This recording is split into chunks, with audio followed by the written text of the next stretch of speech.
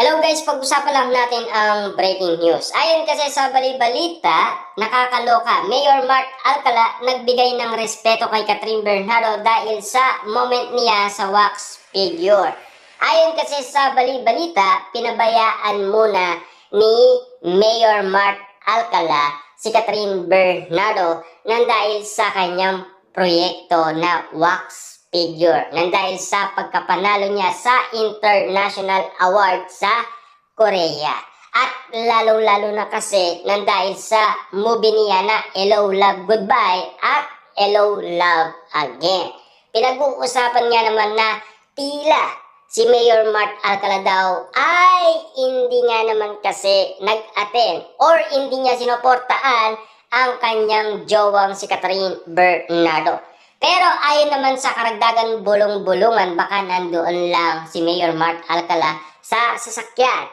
Tulad ng bali-balita noon na si Catherine Bernardo ay nagbebenta ng kanyang mga kasuotan. At tila si Mayor Mark Alcala ay nandoon lang sa sasakyan at hindi na daw lumabas. Parang pinagbawalan umano ni Mami Min Bernardong lumabas or magpakita si Mayor Mark Alcala dahil baka daw magulo lang ang sitwasyon, lalong-lalo na kasi mainit-init sa mga netizens ang pagkikita ni Catherine Bernardo at Mayor Mark Alcala. Noon pa man ay mainit na ang mga mata ng mga netizens. Parang nauumay na kasi ang mga tao kina Mayor Mark Alcala at Catherine Bernardo. Na alam niyo naman siguro, ayaw nilang masaktan ang kanilang idolong si Catherine Bernardo kasi malayo-layo na ang kanyang nararating.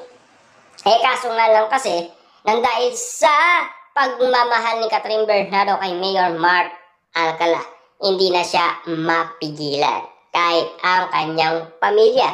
Pero may usap-usapan, tila nag-ayos na ang pamilya ni Catherine Bernardo saka siya.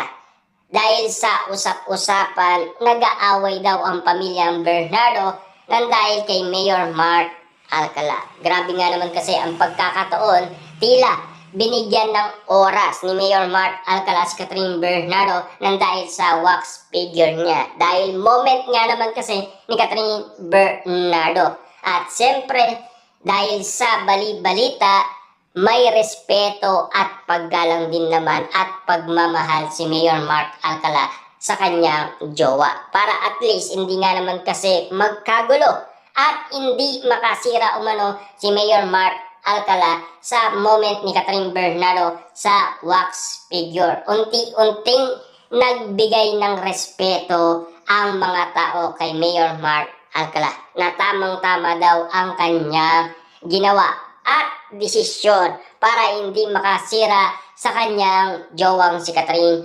Bernardo. Alam niyo naman siguro wala pa naman formal na pag-amin kung katotohanan man na sila ay magjowa sa kanilang relasyon. At least naiintindihan ng karamihan kung bakit.